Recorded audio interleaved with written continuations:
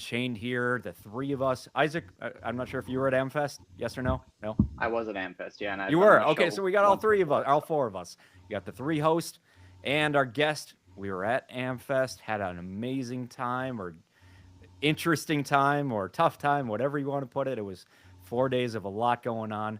So here we are. I'm Drew Outstanding. I got my co-host here, AK Kamara, David, and our guest Isaac AM in the background. We're gonna go over a few things, mainly Amfest for the first hour, since that seems to be the biggest thing of the year, biggest thing of the weekend. A lot going on between. Ben Shapiro kicked it off with pretty feisty kind of things for a little bit. So Erica comes out, does this awesome speech that Charlie usually does, which was fine and awesome. And then Ben Shapiro says, "Let's get brawling." So a lot of people had to respond to that one, and that was fine. So we're gonna go over that one. David is going to talk about our interviews. So we got each of us got to do interviews, be interviewed, kind of talk in between, go to a couple cool after parties and networking items. So that was a lot of fun. David's going to cover that. AK is going to get more into when it comes to the dynamics of the people at MFest and then the people outside of it that were talking about it, because there was a big divide there. So we're going to go over different opinions there. That should be a fun time. Hour two, we're going to get into a few more things about Trump offering 3K to illegal immigrants, and to go home. Sorry, I'm reading that all over the place right now. So, but yeah, it'll be a 3K to illegal immigrants to go back home. I was thinking of the 1776 that I'll cover when it comes to active duty service members. So I thought that was just a rumor, but actually, it actually happened. My friends were posting it that they got a direct deposit for 1776. We'll cover that, and a few other things when it comes to that. And so I'm going to throw it over to introduce my co-host and then our guest. So AK, tell us who you are and what's going on with you, real quick. What up, everyone? Culture Warriors Unchained. Make sure that you guys hit the like button, whether you're watching this on YouTube. We actually finally hit our follower count on Facebook. So if you're watching this on Facebook, what up? Make sure to drop your comments. Make sure that you share the stream wherever it is that you are watching. Culture Warriors, my part in this entire ensemble is to be able to kind of bridge politics and like actual, party official politics. I'm the Republican National Committee man, but I'm also just like a dude that lives in the real world, and I try and express my values. I love culture. I honestly love reading the news. So that's what I bring to the table. But next goes on to David. Tell us who you are, what you're about, and let's get this thing rolling, baby. Absolutely. Good evening, everybody. My name is David Webster, the Peruvian gentleman. As you can see, I am fully prepared to go 100% Christmas, and I'm excited to talk about what Trump has been doing for Christmas coming up here. But my role in all this, legal immigrant, military veteran, raised in a conservative Christian home, and I just want to help my conservative brothers in Christ, all those Caucasian people out there that are fighting the good fight and getting called racist. I wanted to step into the arena and be like, guess what? There's people that look like me that were raised the way I was raised that think the same thing. So we're here to rattle some chains. Isaac, tell the people who you are, what do you do, and yeah, what is your so favorite thing about Christmas? for sure, yeah. So my name's Isaac. I am the Turning Point USA president at Minnesota State Mankato. So I got involved and gotten a lot more involved in politics over the course of the last year. But I am an aviation major there, and I fly planes. So the question was, what's my favorite thing about Favorite thing Christmas? about the holidays, Christmas, this time of the year? Gosh, I don't know. I think it's got to be the candy, the cookies. Just got to trump everything else, to be honest with you. So Awesome. Well, let's jump into it.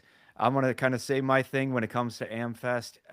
I've been following Ben Shapiro, since pretty much day one when it came to the 2015, 2014, where you see this younger kid. He's about my age too. So I'm on college campuses, pushing back against you know, liberals, leftists, Democrats, the thing that's a lot more. I myself went to Minnesota State Mankato for my undergrad from 2007 to 2010. and then as well as online for grad school as well. And you could tell, it's more liberal at every college, university. It's just kind of the way it is, and it got more into it the last 10, 15 years into a point. So it was a breath of fresh air to see Ben Shapiro doing that. And then I kind of fell off the last couple years when he really dove into the Israel stuff. Nothing against it. Obviously, I don't really know a lot either way when it comes to that topic. So I've always just be like, okay, tell me more. Let me know how it all works. But yeah, Ben has been going kind of hard into that for the last couple years, which is fine. Everybody has their thing that they go into. But that's caused some disagreement. So it has been a lot of back and forth between him, Candace Owens, Nick Fuentes, all these people, Tucker Carlson. And these are all people that Ben either used to work with or would collaborate with. So it's just kind of wild to me. It seems like this big tent is dividing a bunch, and I'm trying to figure it all out.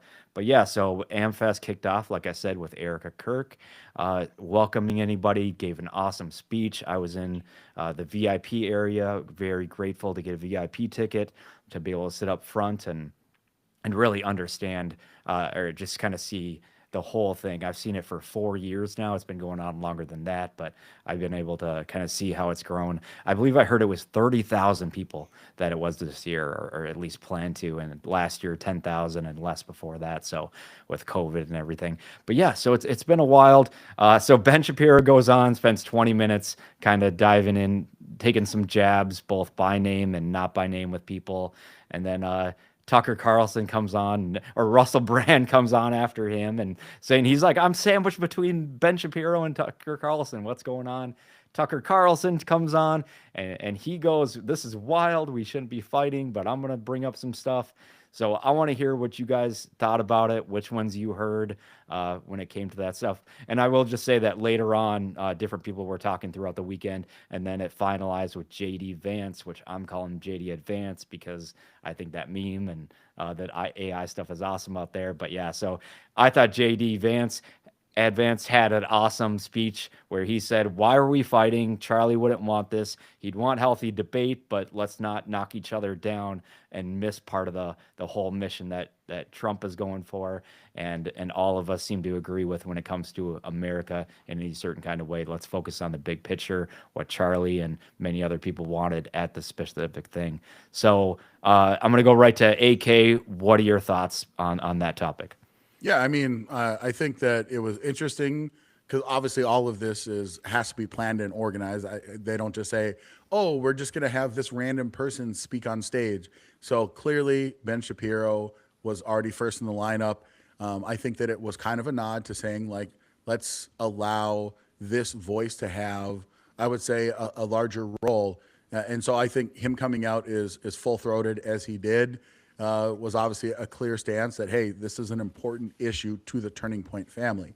It doesn't mean that followed up by Russell Brand to kind of cool down the temperature with his comedic take. And also, like, he prayed, like he literally got down on one knee and he prayed, and then bring on Tucker Carlson to be able to again represent another position held by a significant portion of this coalition that won President Trump the 2024 election, and that we do need in order to win in 26, and that we will need in order to win 2028. So I think personally that both Tucker Carlson and Ben Shapiro made very, very poignant points. Now, I personally fall more on the Ben Shapiro alignment. I don't think that having a relationship with Israel has been a negative detriment to us. Am I able to be critical of certain things that we've done in regards to Israel? Absolutely. At the end of the day, am I always going to say if it's America versus Israel, always going to be America? Absolutely as well. But at the end of the day, the way that I view it is that we have to be able to have those conversations. We cannot cancel anyone. So that's a huge part that I disagreed with on Ben Shapiro. And I know maybe I'm taking that word out of context, but I don't think that there's any opinion held by people acting in good faith, which I do believe that Tucker Carlson is acting in good faith, should be disallowed from the conversation. But it is important to be able to have that conversation. So the point that the conversation was able to be had actually doesn't mean that anyone was canceled. So if people that are, let's say, not pro-America, Israel, close relationship, or even anti-Israel, if they're saying, I can't even talk about this, that's not true, because you can. And if there's people that say, I don't want to ever hear anything negative about Israel, well, those people are going to exist in the coalition as well. So you're just going to have to hear it, and you can just agree to disagree with those positions. But that's kind of my analysis. I liked having that dynamic. I think it's important to be able to have that conversation, and I think we are actually stronger because of it. Now, later on in the show, we're going to talk about, my specific perspective, and I'll go into it more then. But I think that overall, the general feeling is that, yeah, we disagree, but overall, we have the same vision that we want to be able to win in America. So that's kind of my perspective. Yeah, I'm going to go into the quote real quick. He asserted that hosts are indeed responsible for their guests they choose and the questions they ask those guests. So he's tore into Carlson's interview with Fuentes. And I just thought that that's very interesting because Ben Shapiro was, whatever, canceled or whatever you want to call it by, legacy media or colleges, or he was canceled by somebody for his opinions. But now he's saying, not to have certain people on platform. I'm hearing that platform name again. So what do you think, David? Yeah, I agree. I think right off the top, it's wild that, I guess, just from my perspective and my opinion, the best speaker of the opening night after like Erica was Russell Brand. And I like, if you'd have put that on my bingo card in the past, I would have been like, no, that's nonsense. That's not going to be the case. I agree. Like, I grew up listening to Ben, and before he kind of went full into the like, I don't want to say like pro Israel, but like on steroids level. I kind of pulled back a little. I do think it's weird calling to deplatform people for getting people on to discuss things with you on a podcast or a show that you maybe don't agree with, because I think that's one of the best things that Charlie Kirk did with his life, was he would sit there on college campuses and just talk to people that disagreed with him or the complete polar opposite of his value systems. One of the reasons I respect like what Jordan Peterson was doing with his podcast is he would sit down with people like Destiny, right, who's a despicable human being, the stuff that's come out about him, but he would still sit down with him and be like, okay, let's pick apart why you think the things that you do. And that goes back to that, like, we need to be having those conversations in public versus I don't like what this person says, let's shut them down, let's cancel their platform. And that's what's different now, it feels like, because the Republicans are in place. They're in there, president, Senate, Congress, all these things, got a lot there. So it's not like you're the underdog anymore and fighting against the leftist, liberals, Democrat, the other side, whatever you want to call it. It's more, so it causes more infighting here. So I'm wondering if it's more about money, clicks, all that kind of thing, trying to, go for power. There's definitely a shift going on, and it sucks that there's so much infighting. What do you think, Isaac? What's your take? Yeah, I mean, there's a lot to unpack with what happened that first night. It was kind of a shock to me in a lot of ways. Now, I will preface by saying I was surprised to see that Ben Shapiro was the second speaker at AmFest, but I didn't mind it because it allowed us two different sides of perspective on. It ended up being the Israel issue, but really what I appreciated about it is Ben took many people described it, I think Daily Wire described it as a scorched earth type of take with his speech, which I wasn't really a fan of. But I think that what he was trying to emphasize there is that he thinks that there are some views that in the conservative movement, as we were calling it all weekend, there are some views that go too far and that really just come down to something that if you're on our team or you're not on our team, is what a lot of the speakers were saying. And I think that's a very fair point. But yeah, when we come to the issue of platforming and deplatforming people, I think that's something on the right that we have gotten into a little bit too much recently, with some people getting deplatformed, demonetized, whoever it is. And some of those people were still there at America Fest, so they haven't been kicked out of any conservative circles entirely. But I generally don't think that deplatforming is a good idea. And so the idea that we had on that first night with Shapiro and Tucker Carlson, there's a divide. The legacy media, a lot of times they describe it as a divide in the MAGA movement, but I would prefer to describe it as something like just a disagreement in the conservative movement. Because if we have a disagreement on some certain people, we can openly discuss that, and there's no issue with it. And so I think that we went in kind of rough, but Russell Brand, I want to agree with David on this. Russell Brand had an amazing speech. It bridged a lot of things, and he brought his faith into it. So I think that tied together that real well, and we had a better start into the weekend because of him. So. Yeah, that's a good point. I mean, I remember last year, and actually, Charlie invited Cenk Uygur, that Cenk guy from TYT. Yeah, He came Cenk. out there. Yeah, Cenk. So, if you remember, Cenk was at the RNC. So I thought that was wild that was a thing. But then, but I'm like, whatever, as long as no issues are going to come up. I like the idea of people talking to each other, like David said, Jordan Peterson and different people he's talked to.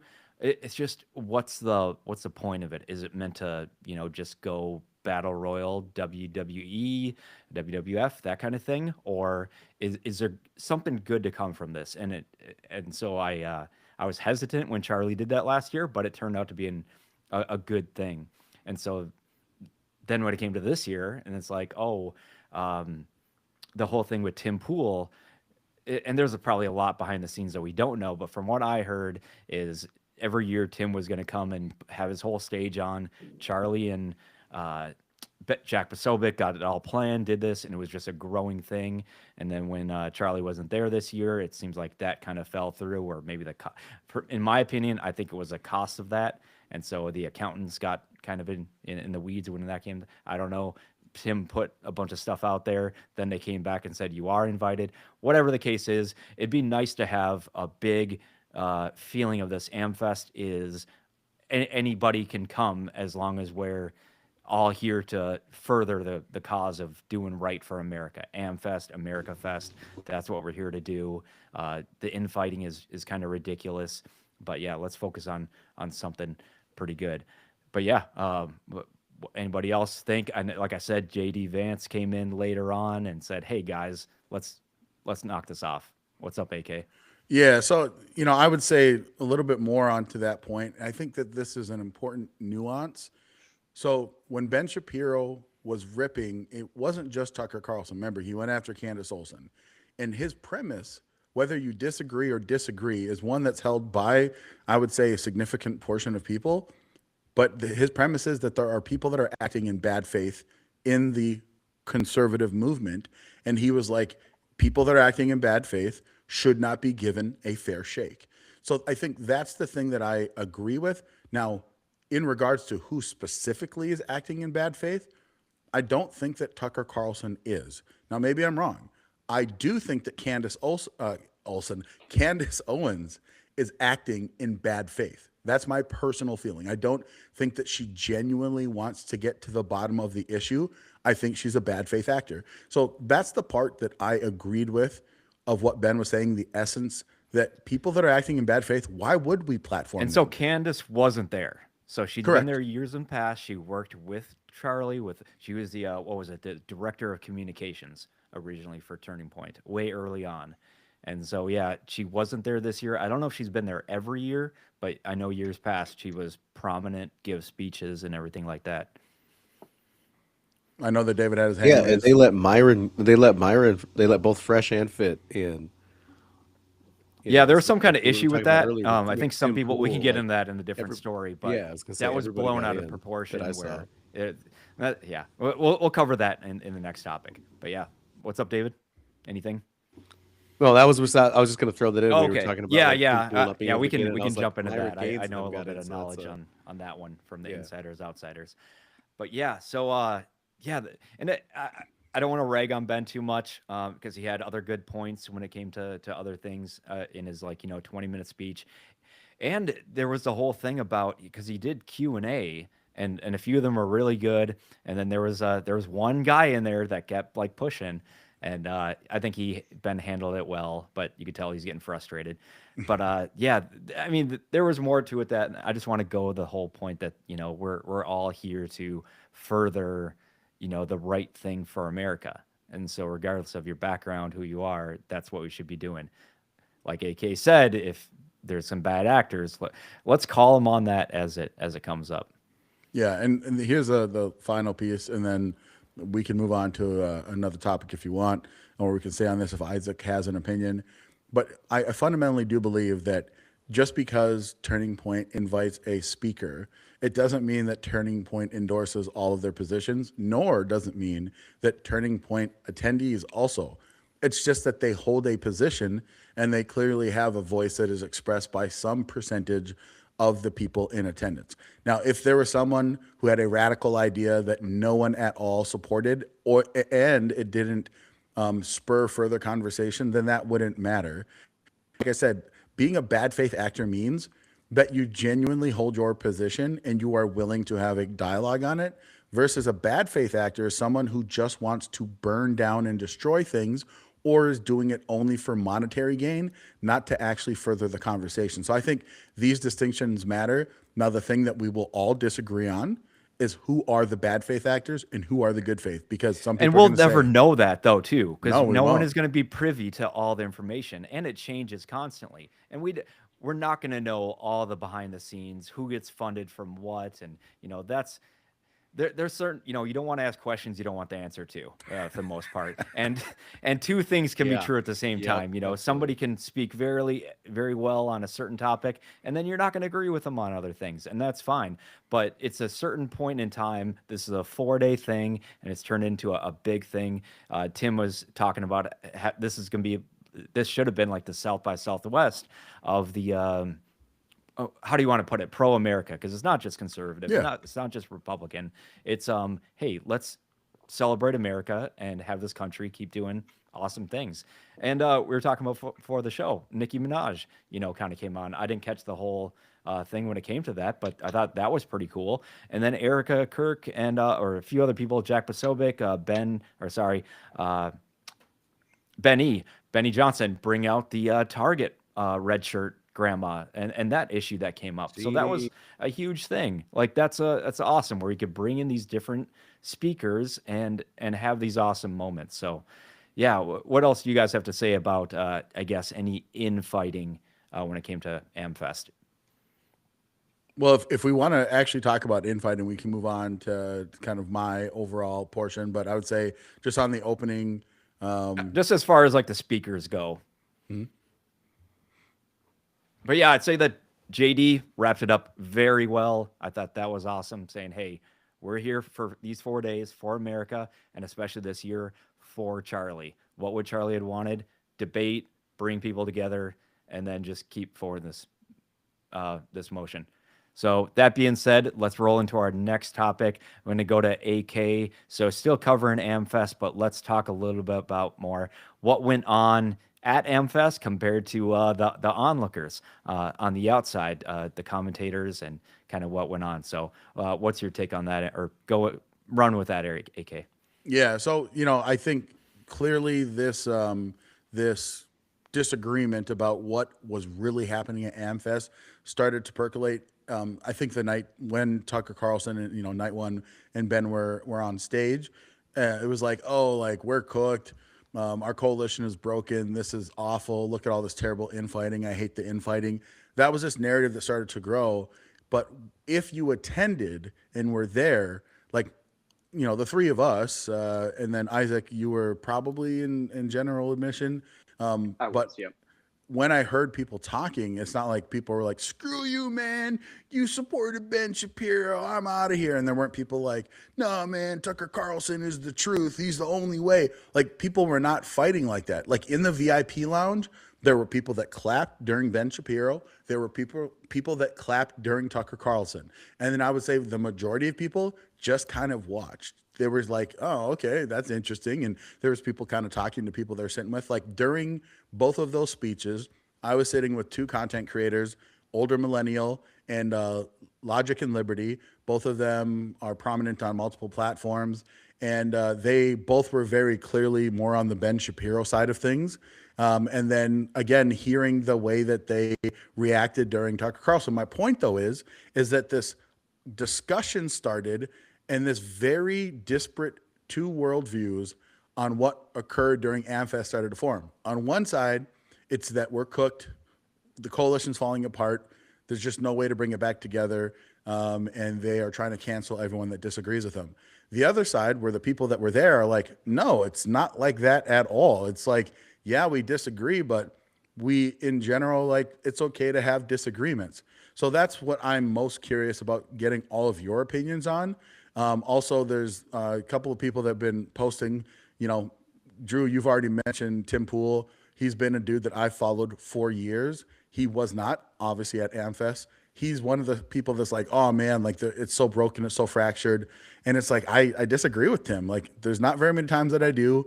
I think like in regards to like analysis on something like that, it's not like picking a side or anything, but his analysis of seeing that, I think, is because he got too much insight from people that weren't actually there. If he would listen to people that were actually there, such as Mike Cernovich, right? Cernovich was there on the ground. I think that he is a relatively, what's the nicest way to say? He's a realist. He's not like a optimist, like, you know, puppy dog tails and rainbows type of guy. But he was like, no, like, yes, there's disagreements, but like people are pretty together. Like, this is going to be a movement that stays together, not from the infighting, but from what we see happening on the outside, whether or not on government that can get point, stuff done. yeah, the whole thing with Tim Pool, I think he's going through a lot right now. He's a new father, new husband this year, and then the whole issue with him, people shooting at his property. I'm trying to want to say it correctly, and he's had past things that he has talked about and has not talked about with security when it comes to, you know, his thing, and I think that has a lot to do with it. He instead got invited to this poker tournament that he was sponsored for, and he had IRL and the different episodes at in Vegas at this poker event this past week, and so he did his version over there, and which is fine. But yeah, I don't want to hate on Turning Point and the whole thing. Just because it felt a little bit different. So yeah, I'm with you, AK. I disagree with Tim's take on there. Yeah. So what about you, Isaac? From your perspective, did you feel like everything's disjointed, everyone's fighting, or did you feel like, yeah, in general, people are together, or maybe you have a different take? You know, so it's a difficult situation to be in my age. So I hold some very traditional, very mainline conservative views. Some of my views are potentially more in line with Tucker Carlson, is what I'll say.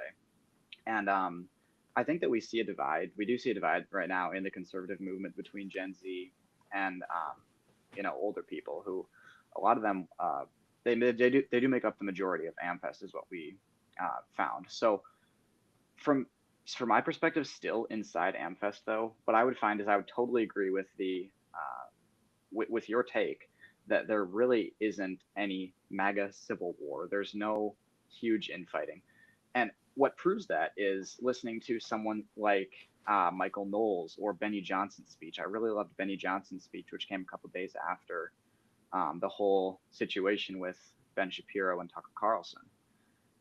Now, I think there are some concerns still with what younger voters' priorities are that vote Republican, the ones that are conservative that may have been disenfranchised from the Republican Party for whatever reason.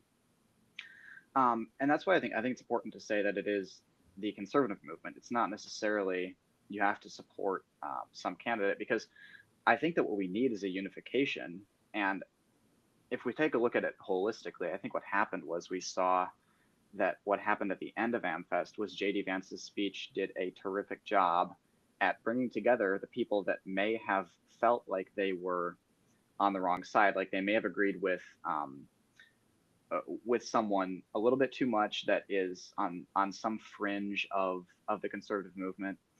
I think JD Vance did a great job at that, which is why I have hope for the next couple of years with what we're seeing.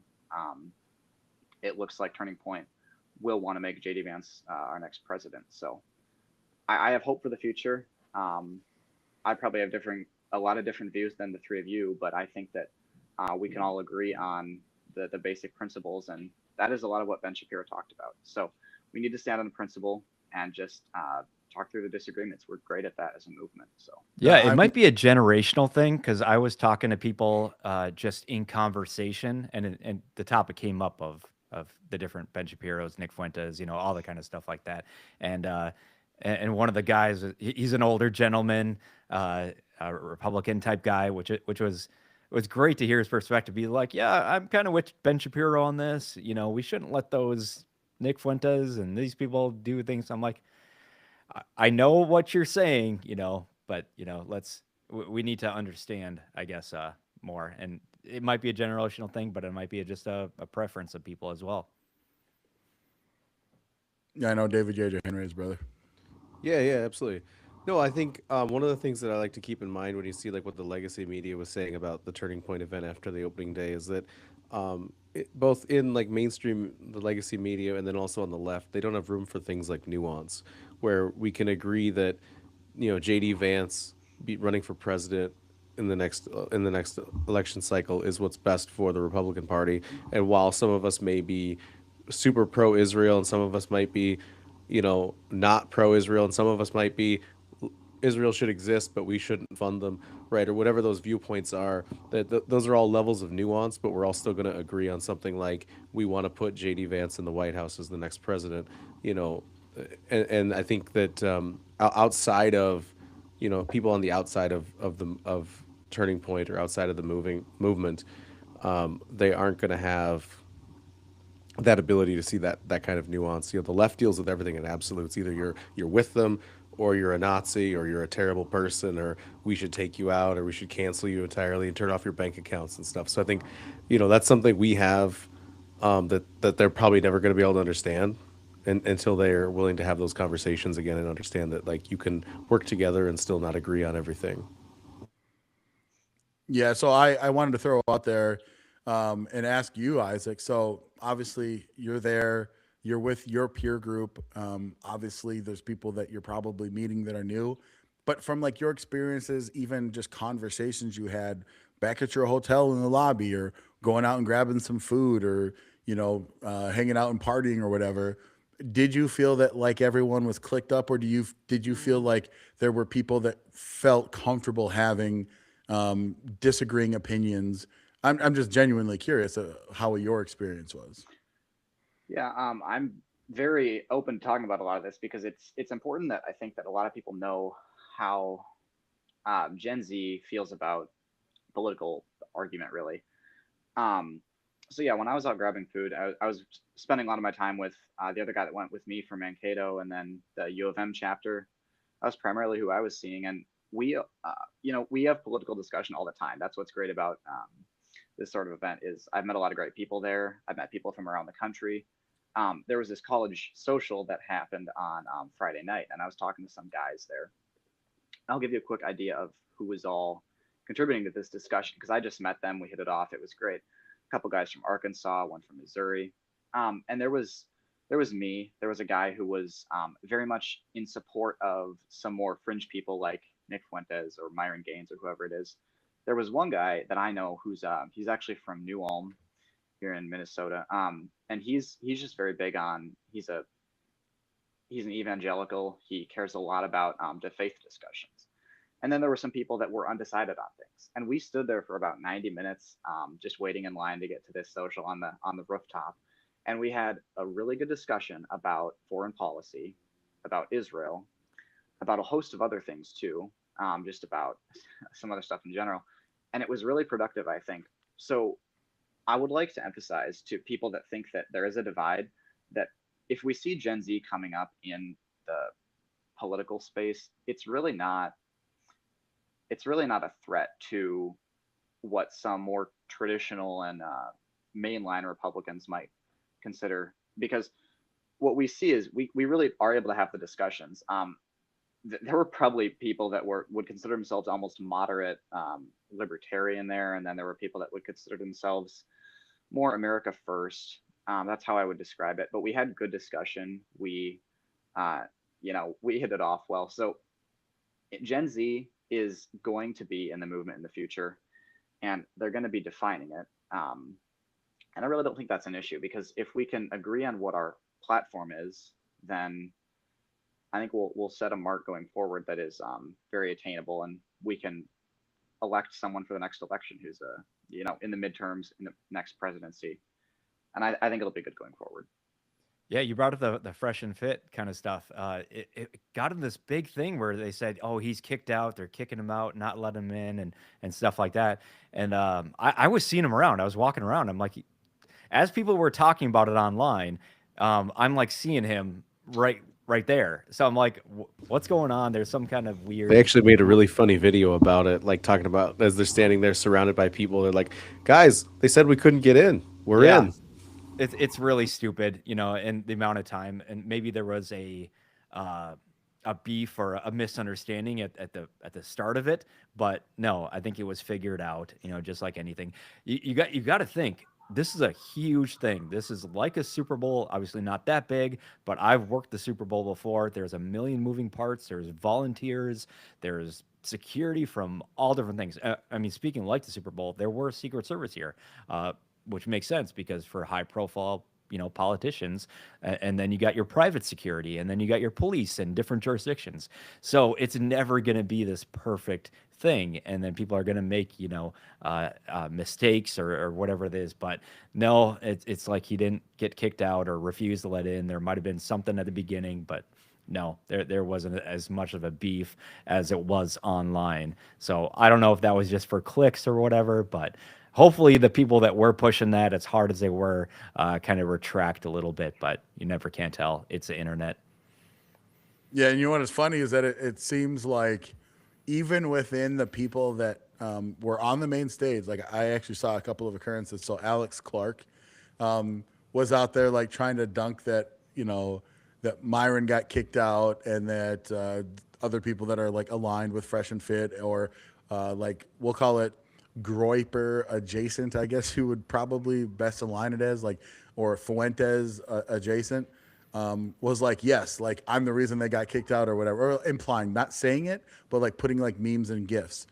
So it's like, it's weird because like they literally were main stage speakers, and they clearly don't like each other. But I think this is what's more important. Even if you dislike each other, it's kind of like a good business, right?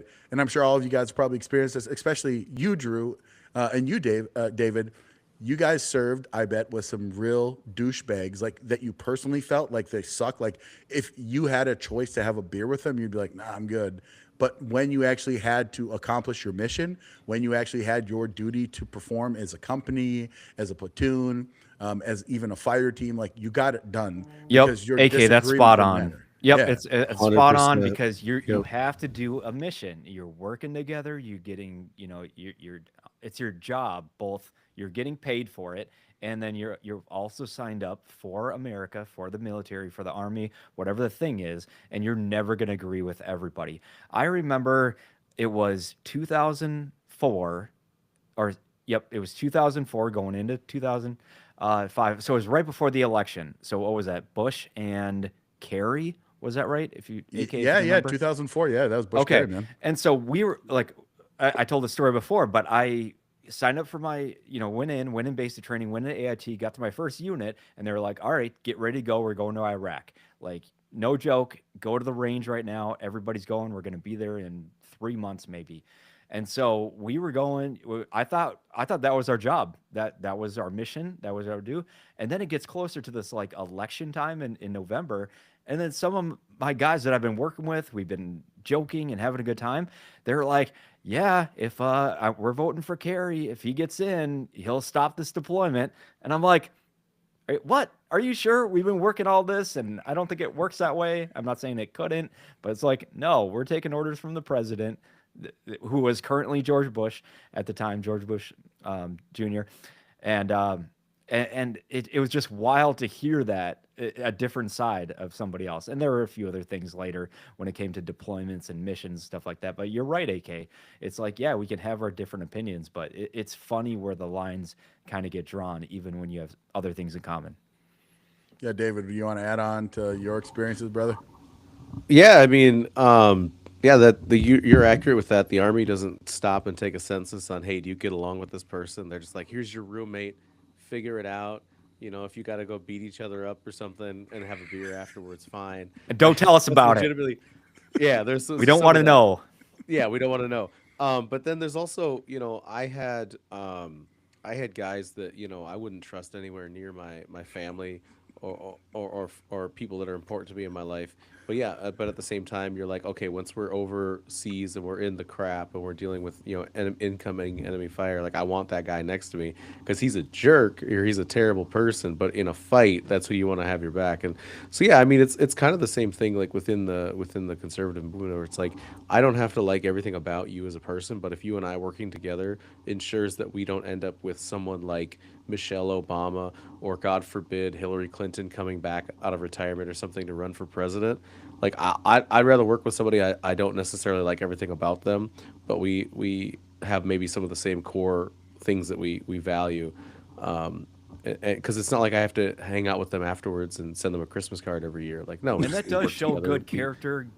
Yeah, we win good we win the leadership election. where it comes. Be like, hey, Isaac. Maybe you understand that with group projects, where it's just like I had that a lot in college, where it's just like, hey, I don't even know who you are. I've heard about you. It could be rumors too. It could be maybe all those things are just rumors, but we got a project to do.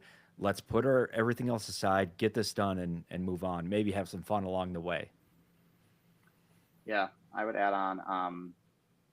I do think, yeah, we all have to be one team. And I said this earlier, but I think that JD Vance did a great job at it.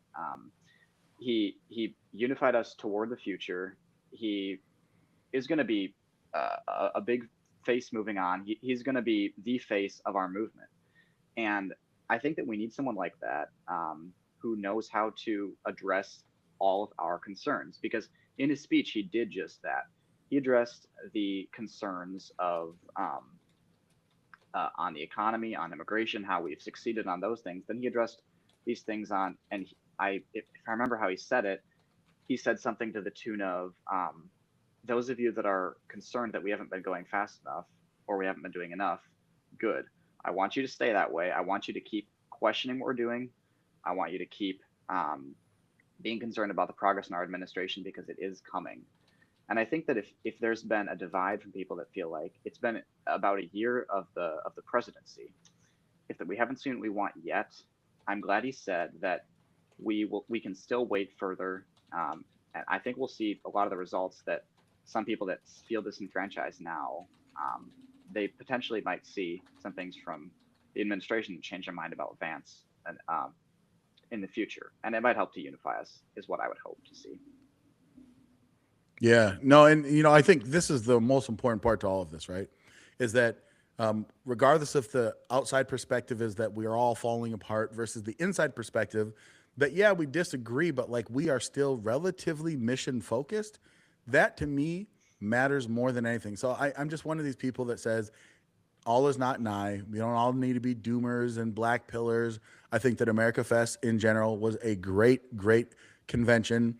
I was a little bit apprehensive going into it, like, oh man, how was this going to work out? Because my only interaction, like all of you, had been online. But once these people actually got in the same space, David and I had the ability, I think, Drew, yeah, you came to the O'Keefe party, right?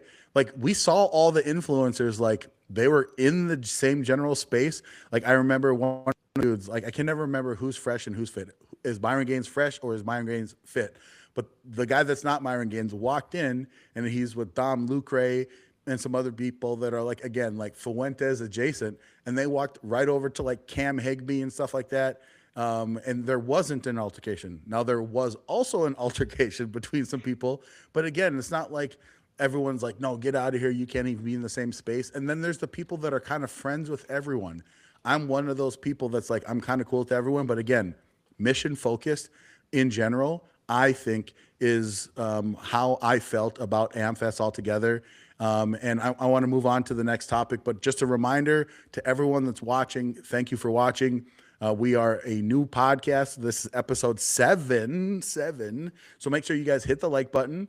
Make sure you drop your comments, because in hour 2, we're going to go through some of your comments, and make sure that you share the link so other people can watch this podcast as well. But David, any final thoughts, and want to move on to your topic of your experience at AmFest?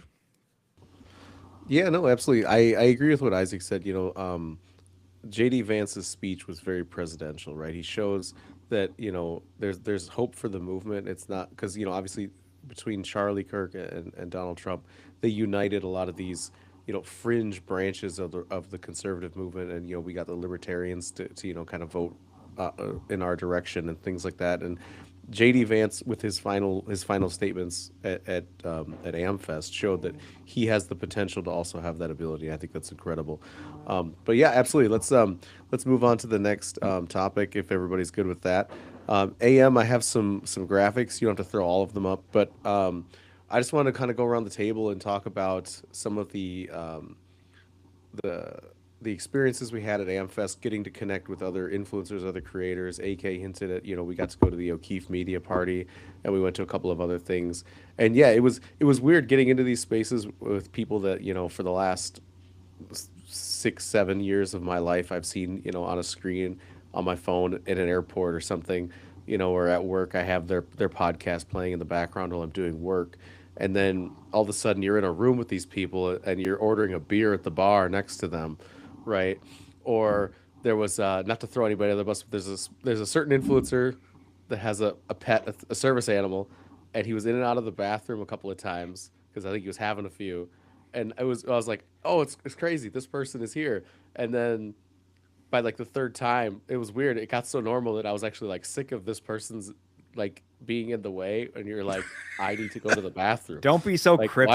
why are you and your dog always in the way? And I have service dogs, so I'm not like against that, but it was just like, it was crazy how I went from like, oh my god, these people that are, and AK kept being like, be cool, act normal, act like this is every I day of said, your life act for like you. you've been here before, dog. Yeah, Yeah. and then yeah, somewhere in the night, there's that flip switched where it was like, oh, you know, I keep running into you, and now it's normal, and now I'm finding the nitpicks, like I can't get into the urinal next to you because your dog is sitting there. Um, and yeah, that was just incredible. But I know AK and I got to go do a show together. We did 4G Nation. I think AM. There's a graphic of that. That was pretty special. AK, why don't you? Because I know we tried to get you on a couple of other shows, and some of them there were schedulings. But I know you got to have a great conversation with them about the situations in Minnesota and some of the stuff that we're dealing with. If you want to kind of run through our experience with that. Yeah, no. So, there's kind of like a lot of different things that you can do when you go to America Fest. You can just go and just be an active watcher, right? Like you just want to sit down and see how everyone kind of handles interactions. Like you just want to be a watcher, or if you want to be super proactive, you can be like David and go to Media Row and like talk to a bunch of people and get on their podcast and make connections. If you want to, again, just really connect with other like-minded people, you can go to a lot of the events that they're doing. And so in that kind of same vein, they have all of these different huge live platforms. So Daily Wire had their own, like they literally were doing their live shows from there. There was Fox Nation, there was Real America's Voice, and then they had a bunch of, again, in Media Row, there was a bunch of smaller podcasts, but we were approached, David, again, Mr. Go-Getter out there. There's a dude named Kobe. Shout out to White Kobe if you ever watch this. White Kobe. I did send him the link. So White Kobe, White if you're in Kobe. the chat, drop us a chat. What up, dog? So he's like, hey, I got this podcast. And so we went and we talked about Minnesota, about, kind of our perspective as Minnesotans about what was going on. So that was a super awesome experience. And yeah, I mean, it's kind of a weird name of podcast, 4G, because then you think of like 5G. At least that's how my brain works. And I'm like, but it's because it's called God, Guns, Gas, and Glory. And I might have got two of those wrong, but for sure, God is first. But yeah, man, it was a great experience being able to have a conversation about what is important to Minnesotans. And just for the folks that are dropping chats, we're going to read your chats in the second hour. So please keep dropping them. We're not ignoring you, but we want to be able to kind of have that in the second hour. But yeah, I'm curious, Drew, like, what was your perspective, man? I know you talked to some different folks in the media space. Yeah, absolutely. And like I said, I've been doing it for 4 years now. It's hard to think. It's like I was just last year, but then I thought back of it like, no, this was 2 years ago or 3 years ago that I had a certain experience. And I was with you, David. I mean, I've been to like bigger things. It was Super Bowl. incredible watching how many of them remembered you And the only thing I want to interject here, I want you to finish your point, is the AK called me Mr. Go Getter. I got that from Drew because I was brand new to this AmFest. I had no idea what I was doing. I was walking around just like trying to not be starstruck and also act like I belong in VIP. I deserve this media badge. And then I just watched the way Drew interacted with all these different podcasts and just asserted himself like, hey, this is my story and you want to have it on your show, or hey, you had me on your show. Here's the follow up to my story that you should want to hear. And that just gave me so much more like inside of myself, like I have a story that I want to share that benefits our show, benefits the conservative movement overall, and can maybe encourage some of these young people. And I just, hats off to you, Drew, for letting me kind of follow you around like a lost puppy the first day. No, and watch no, you book no, all those that's awesome. interviews. Because then, the next day, that's what I was doing. I was like, I need to get me, AK, and Drew on any shows that we missed. And that was special. That's good to hear. Thank you for that compliment. Yeah, I'm just figuring out, like I was going to mention that is like we're all just people. We all, they say we put on our pants one leg at a time, and then Christopher Walken says, but then I go and make gold records off that on the couch. We all go to the urinal too much when we're having too much to drink I at know. an O'Keefe Media Party. Okay, I'm going to say it. I don't want you to be cryptic on everybody, on our listeners. It was Kyle Rittenhouse what had the service dog and kept going to the bathroom. We all go to the bathroom. That's how it works. And we go to these parties, and I was hoping we'd have him on the show someday. We can have him on. It's fine. No, he's a good guy. He got way too much hate. Let me tell you a quick story about Kyle Rittenhouse. I was at, and this goes with culture. Yeah, we could dive a little bit more into culture now too. I was at a Comic-Con. I want to say it was like 2022. It was at, a little bit after the COVID stuff. So there was a big events going on. This was like Atlanta. So it was very small, and it was like a COVID small one. And I went to these different panels. And it was the guy that wrote and did a bunch of stuff with Ren and Stimpy. So I'm like, this is awesome. 90s guy, talking about culture and everything like this. And then he's telling about like, the trouble with Nickelodeon or whatever it was, or that they let him make a lot of the stuff. I'm like, okay, this guy seems kind of based, and then he just throws in that like, yeah, and F Kyle Rittenhouse or something like that. He said some kind of thing like that. And there wasn't a lot of people in this panel. It was like me and 4 other people. And I'm just like, and the thing was, he was sitting next to the critical drinker. So I went there for the critical drinker to hear his takes on whatever and everything. And so this guy, the writer for Ren and Stimpy, I can't remember his name. I'll probably never come across it again. But he's just like, then he saw me. He must have saw me like just like put my hand on my head, and it's like, what? And then nobody else said anything. I think he wanted positive feedback about that. And he's like, what? I guess we all got fans of Kyle Rittenhouse here. And I'm like, oh, dude, you don't know all the facts. You don't know. You only know what they told you. And it's just, I could see that divide in Hollywood or whatever connection this guy had. But anyway, no, going back to like, yeah, my first year, I was in my wheelchair still. So I'm roaming around and just trying to have a good time. That was the first event where they said, come here. That was Timcast, you couldn't talk about COVID vaccine injuries on platforms, and they would just screw people over. People wanted to talk to me and ask me my story and have me talk about it, but they're like, I can't bring you on YouTube. I can't bring you on this. It'll affect, in this way or that way. And that was a real thing. Now, not so much, but at AmFest, I could talk about my story. I could share it. People were asking me. That was my first time where I was actually doing real interviews with different people. And then they would invite me. They're like, hey, come to this O'Keefe party. And I'm like, all right, sounds good. And it was very small back then, but it was a good time. And like I said, we're all just people. We're all trying to make a difference, use our skills. We all got knowledge, skills, abilities, and different things.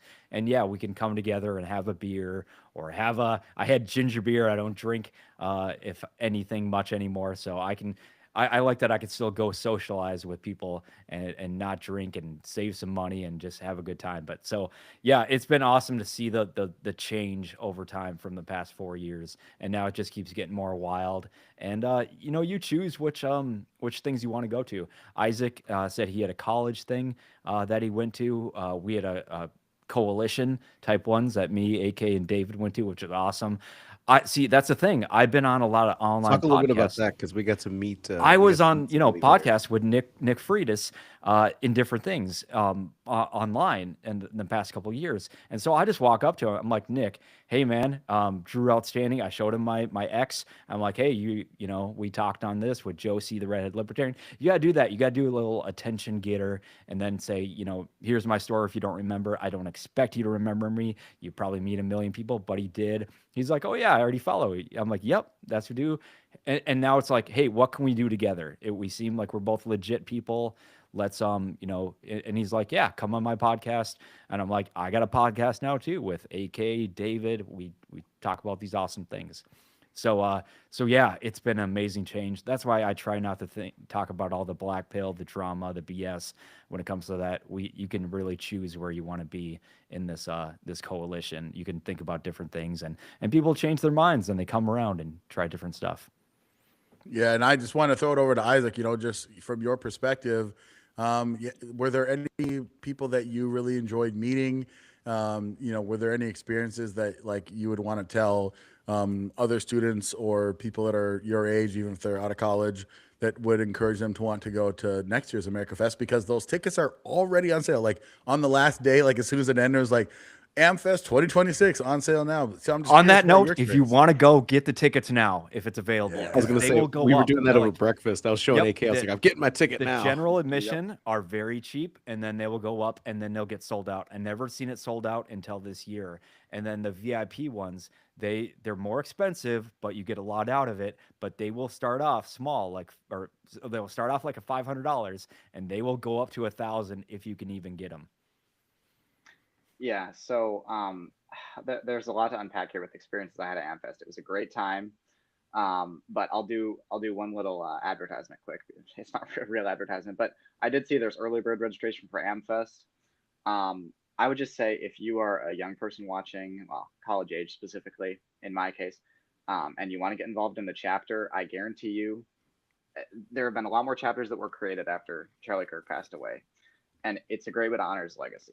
If you want to join one of those and you want to attend SAS, CLS, or next year's AmFest, there are ways in the Midwest that can be possible with stipends to lessen the cost of the trip. So if you want to get involved and you're my age, 19, 20, 21, whatever in there, then definitely do, and you won't regret it. But yeah, in terms of the experiences that I had, I'll talk a little bit about the college social. Now, it wasn't exactly like the one that you all went to. I was interested to hear, I was talking to David a little bit earlier, and it was just interesting to hear how, yeah, there are a lot of different influencers that you don't expect to be socializing, but that was cool to hear in my case. The only one that showed up to our college social on Friday was Alex Stein. And I had actually met him in Florida, but it was cool to see him again. I said a quick something to him, and it was pretty cool. So there was that. Yeah, it's nice to reconnect with people. That's the main thing in my book that I really enjoyed about this AmFest. The rest of it was really just there's things you want to accomplish at AmFest, but in my case, you know, there were speakers I wanted to see. There were some people I knew were going to be in the exhibitor hall that I wanted to see. Just I check off those boxes, and the time flew by. I reconnected with some people that I had met at a Leadership Institute trip in DC. That was actually early last month. Met with them at the college social. I met some new guys, and then of course we had our great chapters from Mankato Go and U of M, and so it was just a great experience overall. And the one thing that I'll say about this that I love to that I just love about all these events in general is, as a young person who follows, you know, I follow the mainstream people in the conservative movement, also some people that are just lesser known in general. So it's so cool to go to one of these things and just be walking around the exhibit hall and you see, oh gosh, there's that guy that I have just followed online forever. It's very cool in my mind. So anybody That's awesome. anybody that's following this, that's why I recommend going. It's just very Yeah, cool to and see. going more off what David said, you know, we all got a story, we all got things like that. It's a healthy balance between being assertive, putting yourself out there. If you see somebody cool that you want to connect with, go do it. But then keep in mind that there are a bunch of other people that want to do the same thing too. So Alex Stein walks into the James O'Keefe party later than everybody. And then AK, I think it was you. They're like, yeah, Alex Stein over there. And I'm like, there's my buddy. So I go right over to him. He immediately remembers me only because I've been at these same events with him the last couple of years. And for some reason, he remembers who I am, my story. People are, like I said, I was in a wheelchair for the last two or 3 years at MFest, and now I'm doing more. So everyone's coming up to me and they're like, wow, look at you and congratulations. And I'm like, yep, I'm fighting just like everybody talks about Trump, fight, all these different things. I'm, doing the healthy Maha things. So there at MFest, there's that thing where it's like people are offering healthy things, less harmful stuff, products, all that. So it's, yeah, I'm controlling my health, my goals, what I'm going for, my skills. So yeah, I'll go right up to Alex and he's like, Drew, what's up? I'm like, yep. And so I do a little live thing with him. I post it and Alex puts it out there. Like, that's just, what you do. You just got to figure it out. But that other side of it said, just be grateful. You can't hog these people's whole times. Donald Trump Jr. was in the hotel that we were eating dinner with, and he's walking around. And then I saw him last year. I was in the elevator with him, and I didn't want to bother him. I saw him just, and he seemed so nice because he was letting everybody take a selfie with him. And then I'm just like, I don't need to talk with him. I'm just like, hey man, how's your day? I didn't say man. I'm like, hey Junior, how's your day? And he's like, it's been wild, it's been amazing, exhausting. I'm like, that was a real answer. That was awesome. And then this year he's walking by, he's got a, team of security with him, but he's here to take selfies and talk with people. He wouldn't be here otherwise. He could be at a million different places. So he let people come up there, and it was cool to see everybody kind of, starstruck in their own way. But yeah, I just sat there at the table while he's walking by and everyone's kind of going around him. One lady came up to me, she's like, are you Secret Service? And I'm like, do I look that way? I'm like, I'm not, but no, I'm just Listen, here. we didn't get a good time. picture, but you had a great suit on, and I would have believed it. Yeah, and let me just throw this out there too. So you mentioned Alex Stein, Isaac, you too, Drew. Alex Stein is a guy, again, everyone that I've talked to, he's the most down to earth dude, and he makes you feel like you're his buddy. So Alex, I saw him and I went and talked to him, and I was like, hey, you still with that blonde chick? He's like, no, I'm with this other chick. And he's like, show me photos of her.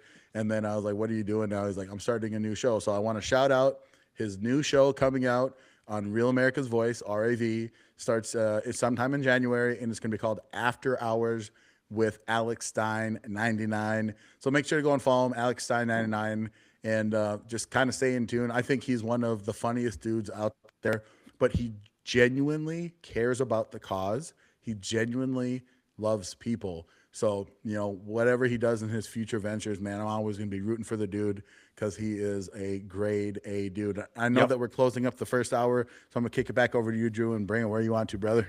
Well, yeah, I'm just gonna say one thing on Alex is same thing you could just say is AK is you never know, who's legitimate, who cares, who's doing a performance. Alex is true to the thing. He's a comedian. He comes off like a jokester, and he pushes things to the limit. But yeah, that guy's super genuine. After all these different events, he'll go where the people are. And Charlie Kirk did the same thing, and he'll actually like really talk to you. And he's got those abilities to remember, to ask how you're doing, and be genuine about it. But yeah, no, this is David's segment. So David, wrap it up and send it back to me. Yeah, absolutely. No, it was just it was surreal for a first time event.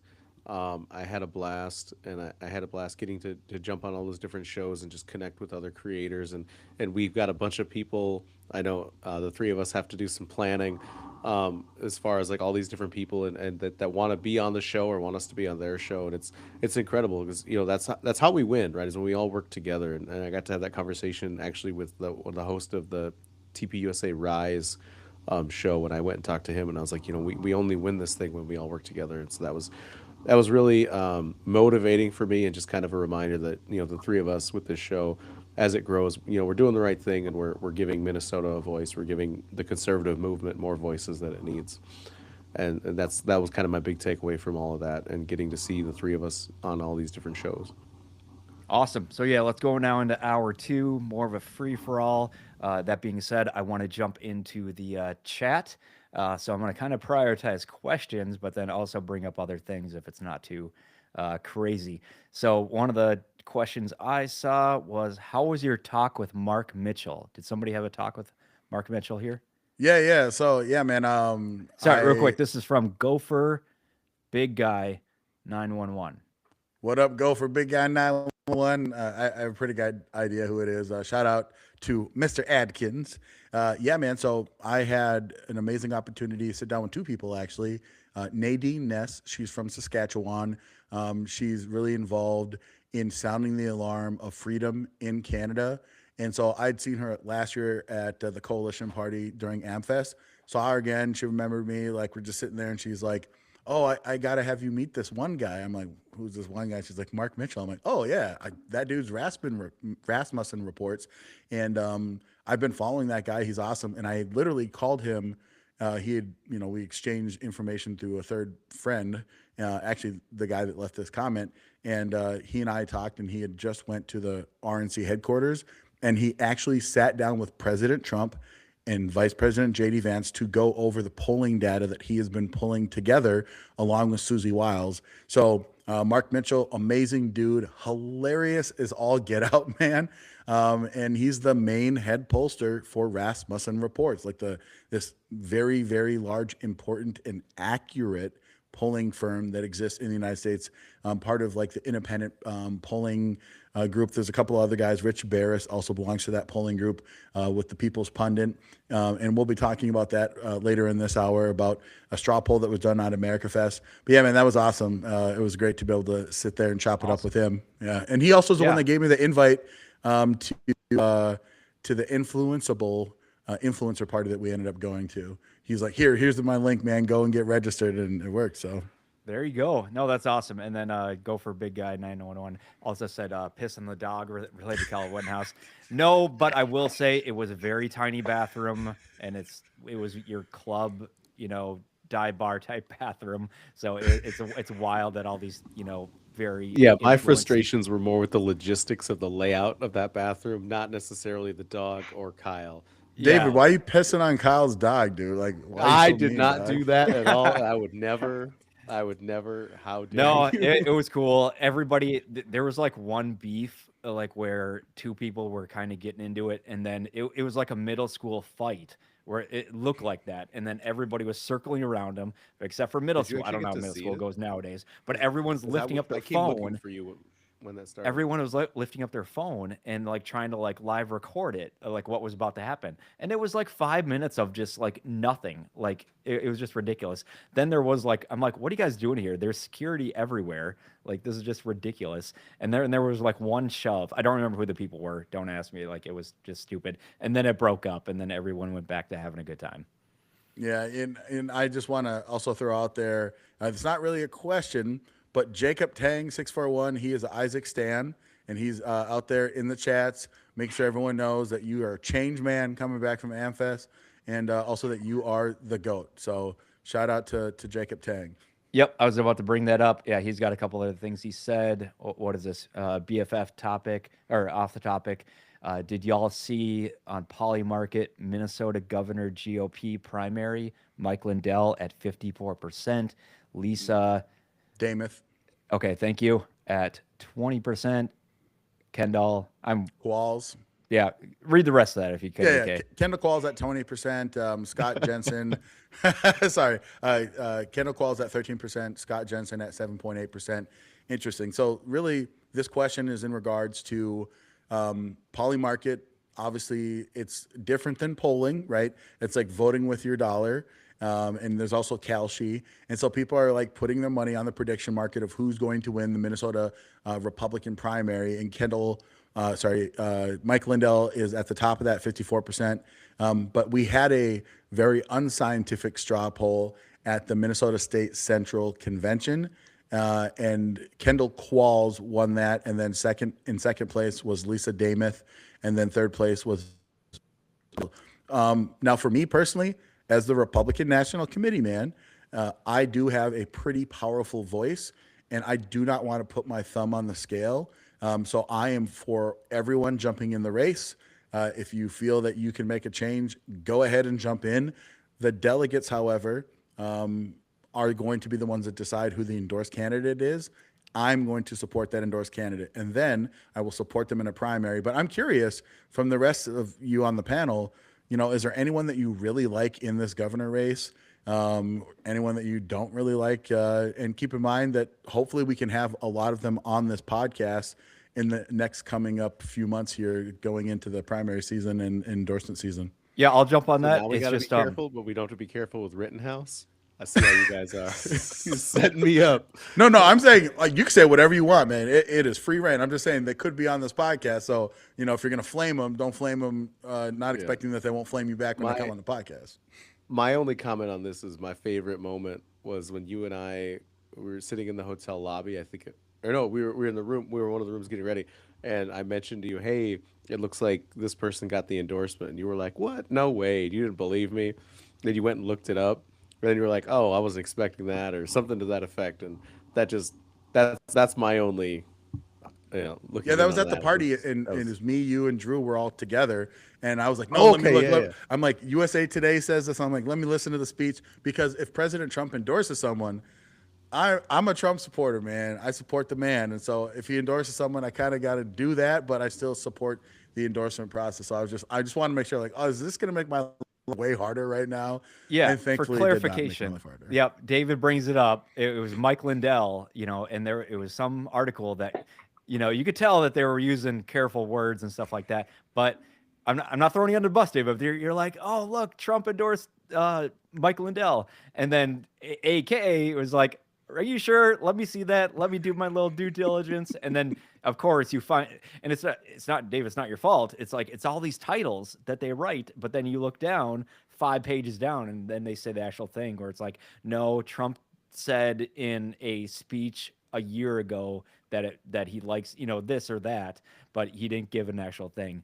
And then AK, I like that you said, if we see a Truth Social about it, that get posts on Twitter, at X, then it's that's a little bit more legit. Real. And then I think later we found that Trump said something, or their camp, somewhere in the administration said, slow down here. Let's see what how things go. Or I support the guy, but let's So I thought that was a cool real life breakdown of here's a news story, but it's not really a news story until something else happens. Yeah, and I'll just throw out there too, what I've learned is that President Trump, during his speeches, he had a speech in North Carolina, and he said, Mike Lindell, great guy, and maybe, hopefully he wins that thing. He's just like saying an off comment type of thing. And I know that was probably the best Trump impersonation any of you have ever heard. But it's hard not to do it. I roll into it too. Wow. But that's what it was. So it wasn't an endorsement, but people said it was endorsement. But if he truths it, and that's like number one, if he truths it, sometimes he'll repost his truths on X. Then it's an official thing. And also endorsements can be taken back, as we have seen in the case of Marjorie Taylor Greene. Yeah, things can change, because it's I'm all in favor of what does that mean? What does that mean to you? Because we all make these assumptions, because certain words mean different things to different people, especially nowadays. So endorsement has a specific definitions.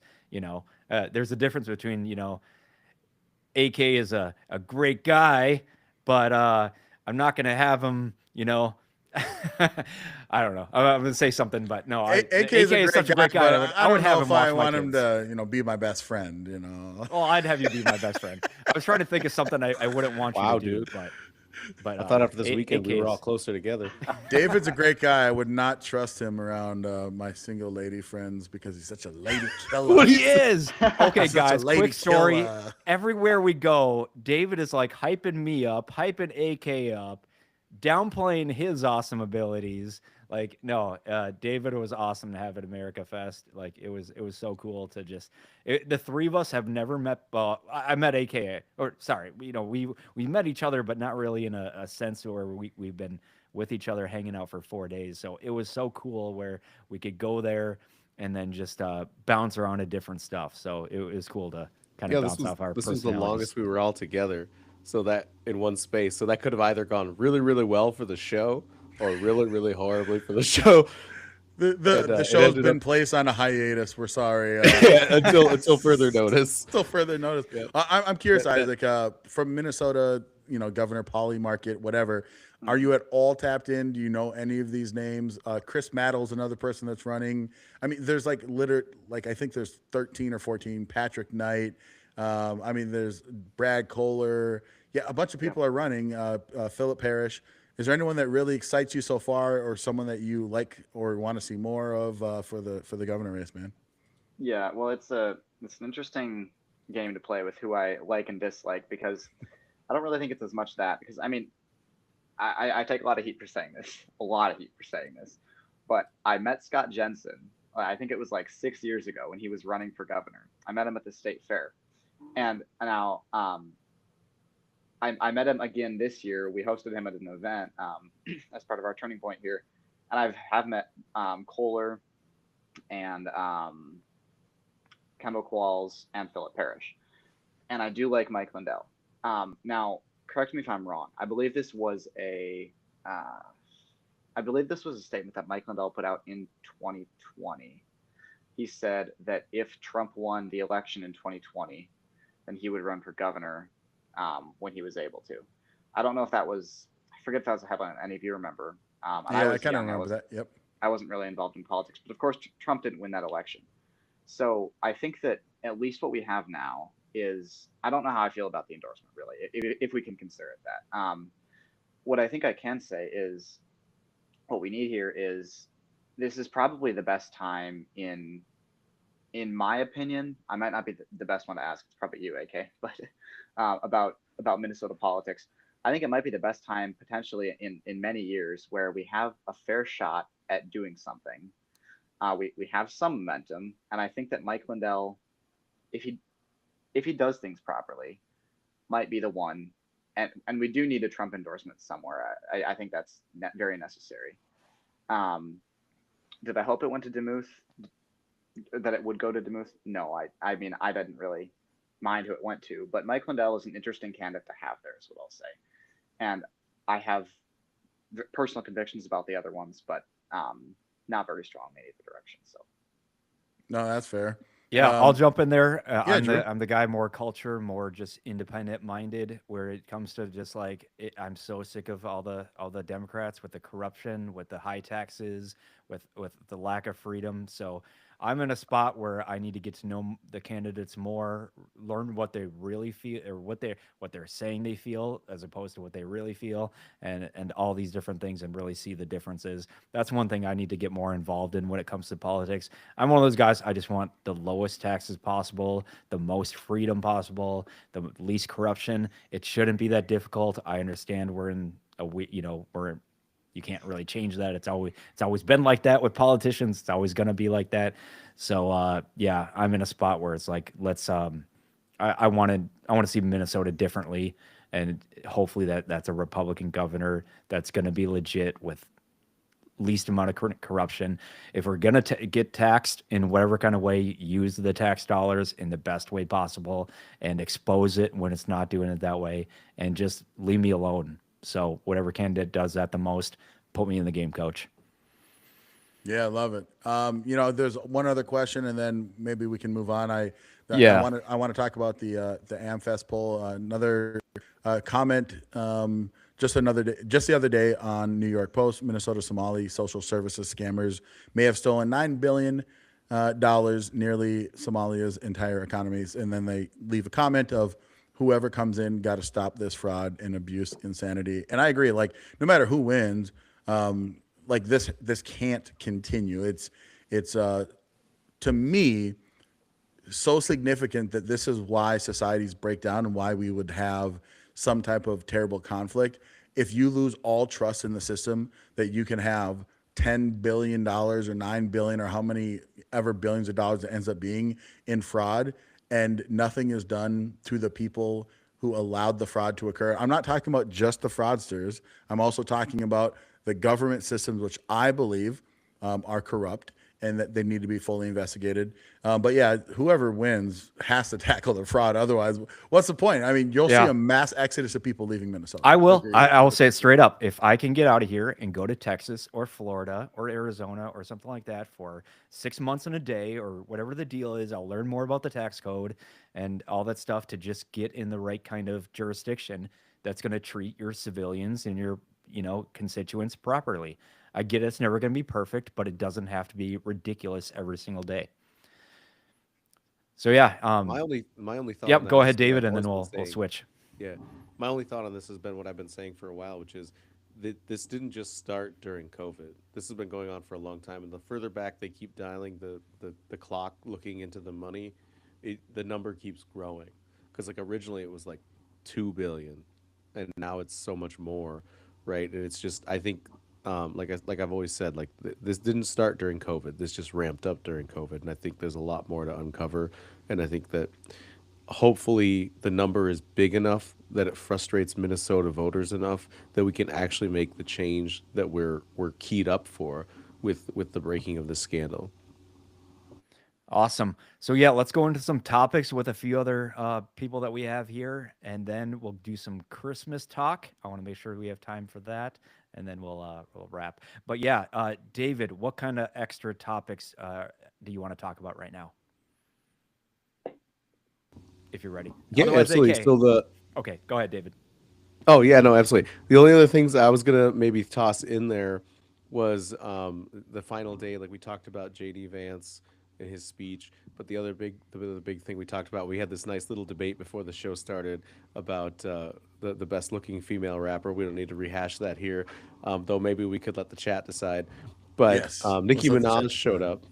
Let's let the chat decide. Okay, Yes. so the debate prior to the show starting was Cardi B or Nicki Minaj, and you guys For who's you guys hotter, watched not it. who's better, not who has better Yeah, not values. who's better, not who's more attractive. Hands down, just a little lore on David. When I was in the military and you'd go work out at the gym, you have your PT in the morning, but then later you go work out at the gym. I was always blaring all the Nicki Minaj music, and then like my '90s hip hop and stuff that I grew up listening to. But so I've been a fan for a long time, and then getting to see her come out at AmFest, just incredible. And I think and the part that was special for me with that was I actually we were actually, because of our media passes, I was actually up in the media box for that, and so I got to see that, and that was pretty awesome. That was really the only other thing I wanted to touch on was the surprise guest. Hey, I'm fine with Nicki Minaj if that's if she's being true and not messing around and is based to some extent. I think that's awesome. Much more than Cardi B. What was she, a Bernie bro for a while, and then she was doing Hillary stuff? I don't know. I kept seeing Cardi, crazy stuff. But then at one point, Cardi was like, "No, f this. You're taking all my tax money," and I'm like, "All right, cool. She was Come close. join us." She was she almost. Almost. Yeah, She's so close. She was mad about Bidenflation, right? Okay, that's what it was. Yep. She kept But she getting mad didn't about call it Biden. Bidenflation. She was just like, "Why the cost of everything up?" And again, world's greatest Cardi B impersonation. But yeah, she was just like, That was "Why-" better than the Trump impersonation. That's your lane. Whenever we need to quote Cardi B, we're coming to you. Yeah. But yeah, she is very, very stupid. She's not a smart individual. Nicki Minaj is an actual smart person. She's always been a critical thinker. I go back to like Young Money days, right? Like Young Money, you got Lil Wayne, Nicki Minaj, Drake. I always liked that rap crew. If you remember, during Black Lives Matter, Lil Wayne came out and he was like, "Listen, I like the police. They saved me," because he was a gangbanger back, like way back in the day when he was like 12, 13, 14, before no, it was Birdman picked him up. Yeah, Birdman picked him up. And so he even came out during Black Lives Matter and he was like, "Nah, man, like, Birdman and Manny Fresh. Yep. yeah." He was like, "Hey, man, like, I think the cops are cool. Like, they saved my life." So even back then, they weren't like jumping on this like cops are evil and racist. And then if you remember in 2021, Nicki Minaj was getting attacked again by Democrats because she was like, "Oh, what's wrong with Trump? Like he's a boss. Like there ain't nothing that's really wrong with him." And she got attacked by Democrats for simply saying that. And then to see this complete kind of like completion, I always felt like in my heart that Nicki Minaj was more conservative, and now she's come out full throated. But I do think that Cardi B physically is a little bit more attractive than Nicki Minaj.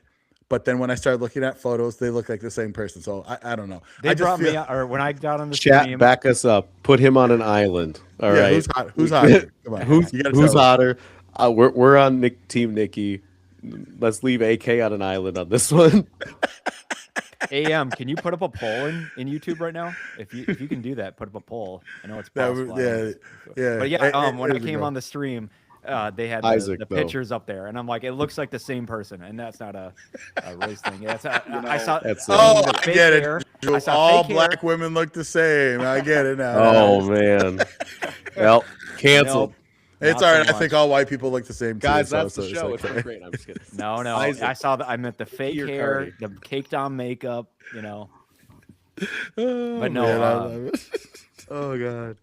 Yeah, Got a and message any of them for that you. are Weigh in, please. Bring some common sense to No, this. I just like the Isaac, go ahead. positivity when it come to certain ones. I remember, like you brought up the music, David. Just like Ti, like had a good run for the longest time. I'd use that as my gym playlist. And Oh, yeah. who was Yeah. Ti with on that one song?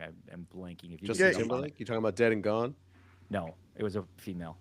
Oh, he was at Nicki Minaj. He rapped with her. Was that Nicki Minaj? I Okay, think so. Then, Yeah, then I I'm, think he I'm, did. yeah, He I'm- did a song with her. I'm Team Nicki Minaj then. Or are you thinking about Rihanna? He did a Oh, it couple was songs Rihanna. with Oh Rihanna. yeah, no, Rihanna's. Yeah. I think Rihanna's hotter than Well, both. But and you know, Nicki Minaj's opinion on Trump back in the day. You got to remember, if she was coming up in the hip hop world, like throughout the '90s, like you go back to all those old like 50 Cent and all, they were all talking about Trump or having Trump As a money, or boss, you know, yeah. I'm so successful, I have meetings in Trump Tower. So like, Trump wasn't a negative, you know, when he was funding all the Democratic things. Like we always talk about, like he wasn't a racist until he decided to run as a Republican.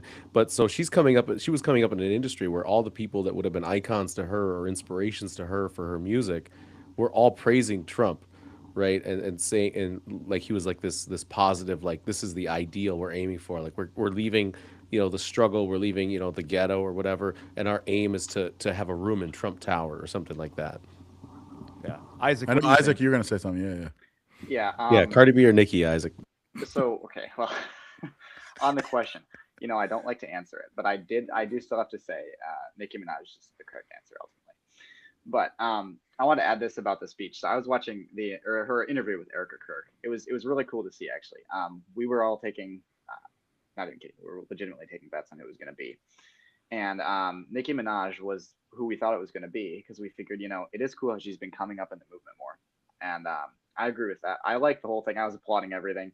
A couple of the people that were sitting next to me, though, including one guy I didn't know who said it's a funny line about it. They still think she's a little bit shallow, but I'm like, listen, she is. If there's a female rapper that's pro-Trump and involved and wants to, share their conservative values, I'm all for it. And I do. There are a couple of really fire Nicki Minaj songs, and I think we can all admit that. So it was really cool to have her there, in my opinion. That's awesome.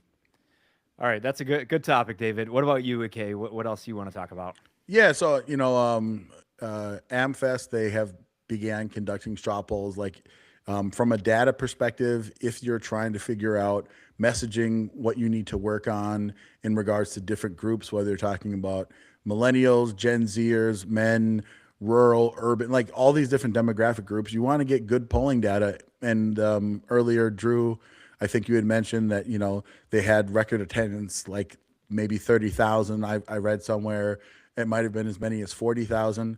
And so at the end, hopefully you guys took the poll, but they shot out on the last day an email, text message saying the AmFest straw poll's up. Please go and grab it. And so if you want to pull up a couple of those AM, Blake Neff, who's part of the Charlie Kirk show, had released this poll that was done by Big Data Poll and Rich Barris, that pollster that I talked about earlier.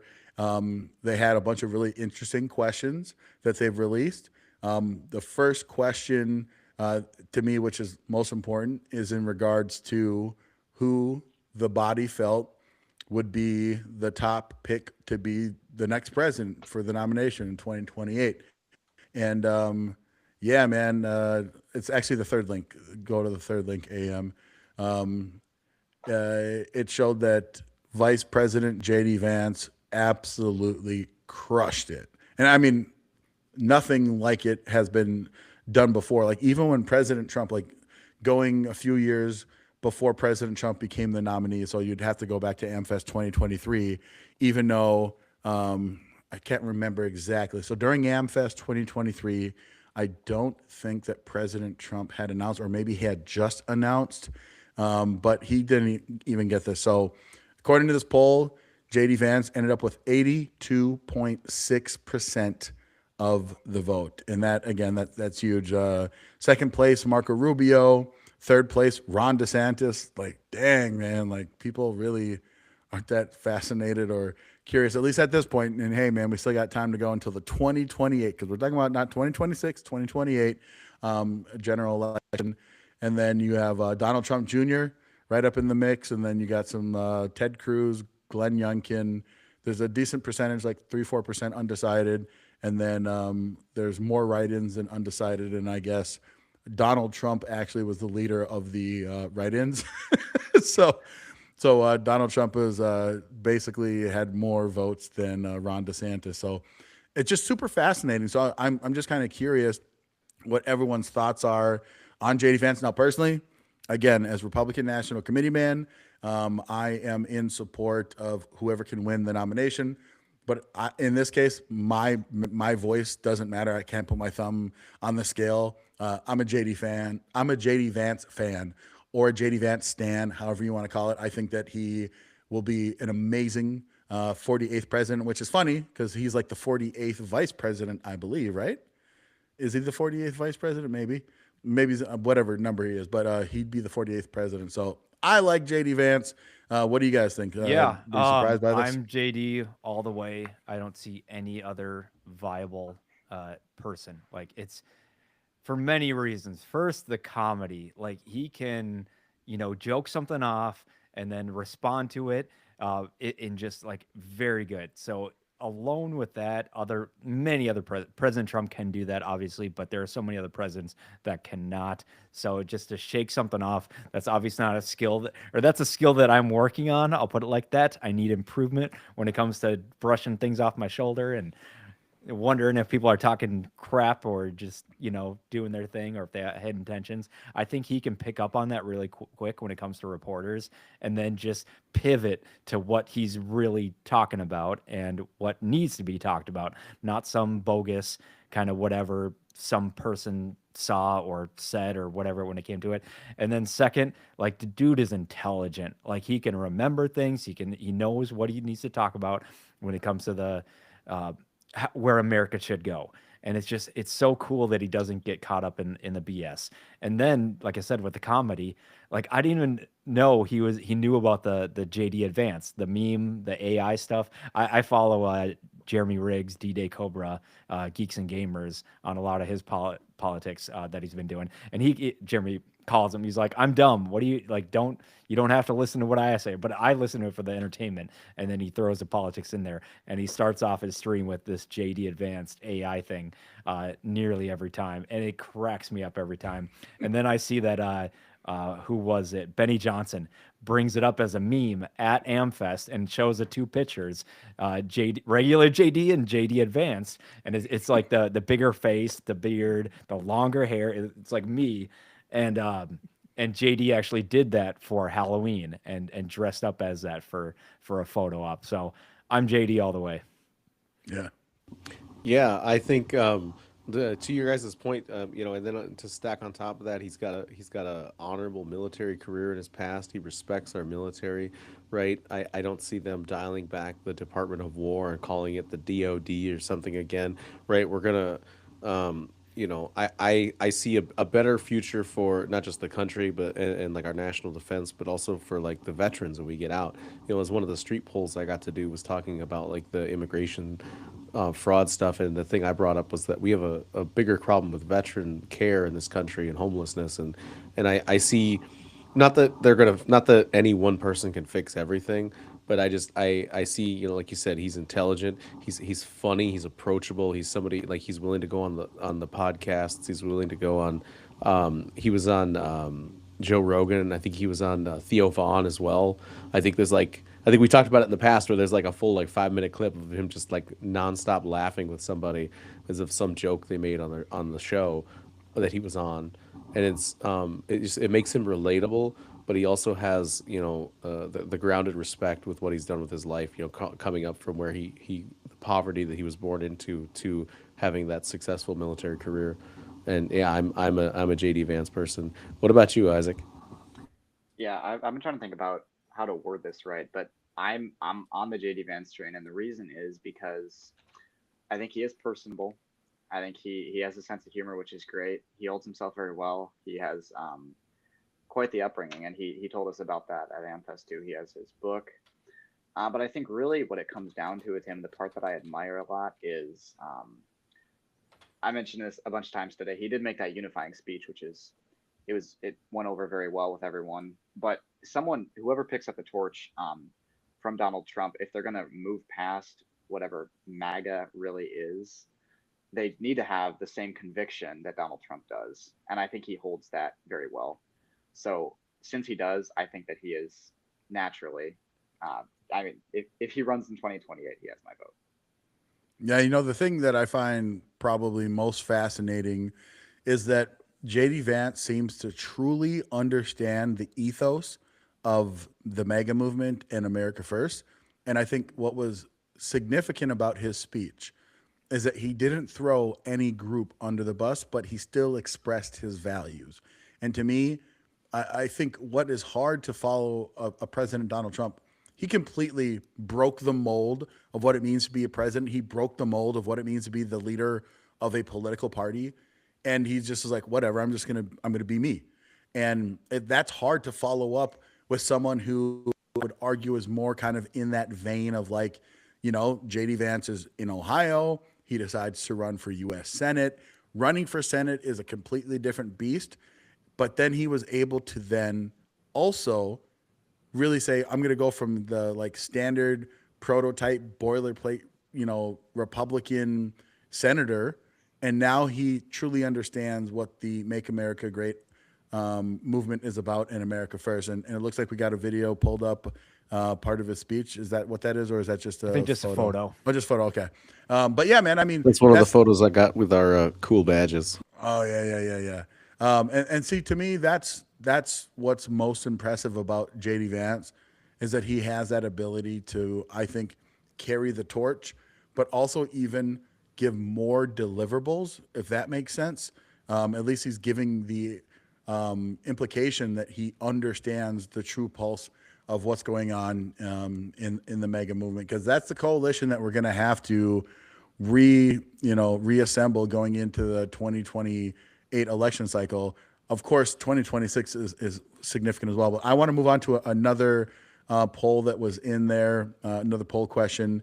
Andrew, it's the first link, and the question is about Israel. So despite a lot of noise online, Blake Neff writes, and some on stage, only 13% of the poll respondents believe that Israel is not an ally of the United States, which to me is not that shocking. As I've listened to different pollsters have conversations about this, I'm more interested in like the actual breakdown of demographic, and hopefully they'll eventually release that. But yeah, 13.3% not an ally, 33% looks like top ally, and then 53% is ally, one ally of many. Now, I'm going to give my answer of what I actually gave, because I'll stand by anything I put out there, or any vote that I take. I actually picked one of many allies. That's the way that I view Israel. Like, they don't have to be the most important thing. There's plenty of other countries. I like Israel. I don't really care if people think that Israel has all these other nefarious things. That's fine. When they're a partner that makes sense to us. If they become not that, then that's fine. And I can have arguments and debates all the time about reasons why people think that Israel isn't an ally, but they are an ally. And I believe that our relationship has been beneficial to both us and to Israel. So that's not really that crazy. Are any of you guys surprised that only 13% view Israel as not an ally. Is there anything more interesting to that conversation you would like to add, or any of the demographics that you'd like to see of who of that 13%, was it millennials, Gen Zers? Yeah, I'm just kind of curious your guys' position or thoughts, at least on that poll question. No, I'm good. I need to do some more research. Drew's like, nah, man, I don't want to check this. I want to talk about Christmas. Yeah, same. What about you, Listen, David? Come on, man. Am I the listen, only one that's going to this- give my opinion on this? This debate is going to be ongoing for a long time. But you know what's not going to be ongoing for a long time? We are in the week of Christmas, and I'm with Drew on this. All right. Yeah, Isaac, let's stand table. alone, like the Nicki- Let's like the table Nicki the Minaj Israel thing. talk. For Oh, okay, a fair. future All right, week. if we're going to table the Unless Israel talk- Isaac has some pressing. Yeah, I was going to say, Isaac, yeah. what do you got? No, I agree with the take that it's going to be plenty of an issue in the future. I'm sure it'll be talked about on the show again. So we should talk about Christmas. There we go. But before Oh, we yeah. get to Christmas, there's just one last poll. It's a third link asking about President Trump's cabinet. The thing that, to me, again, not interesting, not surprising. It seems like duh, but of all of President Trump's cabinet picks, Pam Bondi on the struggle bus, she has 29% having a negative view. So she has a negative disapproval rate. So it's like the way that they ask the question is like approve, disapprove, strongly disapprove, or strongly approve. And so she had a negative favorability rating, but everyone else doing pretty bang up job. And I think that makes sense. People want to see more arrests, more actions. And some people feel that Pam Bondi is fumbling the bag and the ball when it comes to Epstein stuff. I'm a little bit more lenient, actually a lot of bit more lenient. I have personal bias. I know Pam Bondi, had many conversations with her, and I think that her Department of Justice is doing a lot of amazing things. But I understand that a lot of people don't have that, so not super surprising. But let's move on to Christmas, unless you guys have anything you want to add about that Well, AK, specific can you poll just question. go on the comments a little bit? Pick some comments you want to kind of say. Sure. Well, one of the comments says America first, America only, and Israel sucks. So, I mean, that's everyone. You're able to have your own opinion. I don't The think hot Israel takes sucks. are coming in. You know, well, we got I don't- Nikki, That's what we were waiting Nikki for. We got 100. an active Nikki is downright audience. pretty. Conservative women, 100%. That I would. Yeah. And there not also was disagree. another poll question about the biggest threat to America. Number one was radical Islam. Number two, socialism and Marxism. Number three, mass migration. Number four, economy and affordability. My answer to that question was the economy and affordability. I think radical Islam, I don't know if they're the number one threat. They're always, you got to be vigilant because, these people are trying to blow stuff up and enter Islamic caliphate. Those jihadists, we have to always be cognizant of. Mass migration, not under this administration. I mean, yeah, but that's that. But that's the last question / comment. Yep, Also, JD that's- Vance is the that's only about choice. right. Yep, Yeah, yep. JD advanced. I'm gonna go with that. But yeah, JD advanced. oh, so good, so good. It gets me pumped up when I hear that. Anyway, let's talk about Christmas. Both, you could talk religious, you could talk, customs and traditions that we've had. We could spend a whole 2 hours talking about this, but I'm just gonna throw up movies. I love Christmas movies, whether they're old school ones, newer ones like Elf. I don't know how many more newer ones I like after Elf. But yeah, we can talk about that. I'm gonna talk about food for a little bit. Where just like I like to do different stuff when it comes to food for Christmas. We have our Christmas Eve, and it's usually like tacos or Italian food or something like that. Thanksgiving's more of that traditional stuff for me, and Christmas is more let's just chill, watch some movies. Even the Rudolph ones I think are awesome. And have a good time and just not have to be so formal. So yeah, my Christmas is always casual but fun and having a good time. Now you've got children, correct? I got one child. Yeah, and one child. It's So awesome to Do you see him. stress? Do you stress about finding the perfect gift, or like what do you guys do for like gifts for the Right kid? now, he wants anything and everything, and I gotta just implement that. Santa, you gotta be a good kid. Listen to your dad. Listen to your mom, and we'll get Santa the list, and then we'll kind of see where it goes from there. So he's a lot like me, or a lot like me when I'm drunk, of just pushing back on everything right now and just going completely crazy with energy. So I have to tame this wild horse right now, and I am using Santa's gifts as that encouragement, you would say. But we're having a Do great you time. dress up as Santa when you drop these presents off, or do you just wait till he's asleep and put him under the tree? Let's not get into it if you're watching this later on and stuff like this. So I'm gonna leave it there with my family stuff. But yeah, no, it's a fun time in the outstanding household. So we're having a good Yeah, time. what do you What's mean, the go-to David? Christmas Santa movie? comes down the chimney. Yeah, I mean, we yeah, all know sometimes this. dad helps like Listen, put out cookies or whatever. my But A parents, helper. duh. they did the immersive Yeah, thing. well, I will remember? say At we least gotta one put year, out I think my uncle cookies. dressed up. Yeah, we got to put out cookies for Captain America as well. Not Chris Yeah. Evans, but real, Absolutely. real Captain Dude, America. Santa's got a team, man, of patriots, dude. Yep. Duh.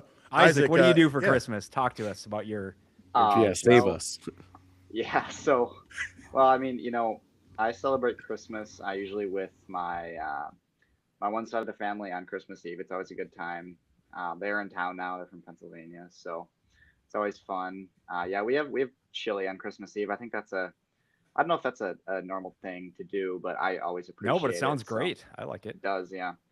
And I just wanted to bring up a meme I had seen the other day because I think that some of our viewers might find it funny, but potentially not.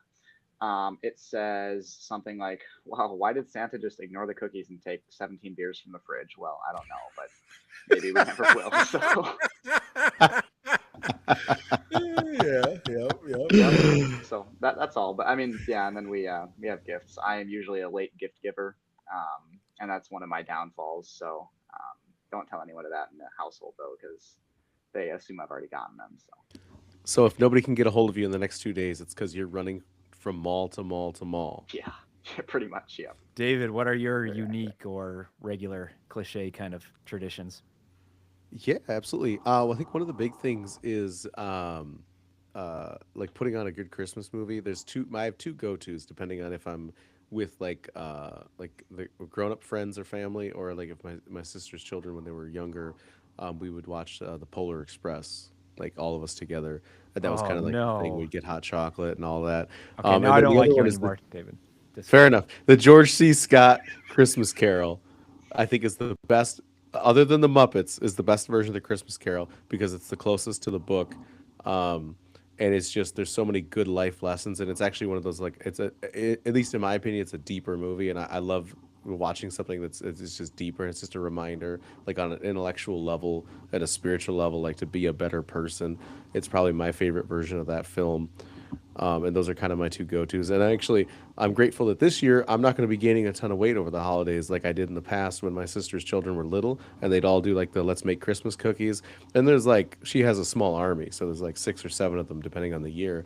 And if they all come up and say, "I made you a cookie," you're eating like 20 cookies in one day, multiple times throughout a couple days of get-togethers. So it's just do better now. push-ups They're right a little after. older. There's less cookies. One cookie for every 20 push-ups.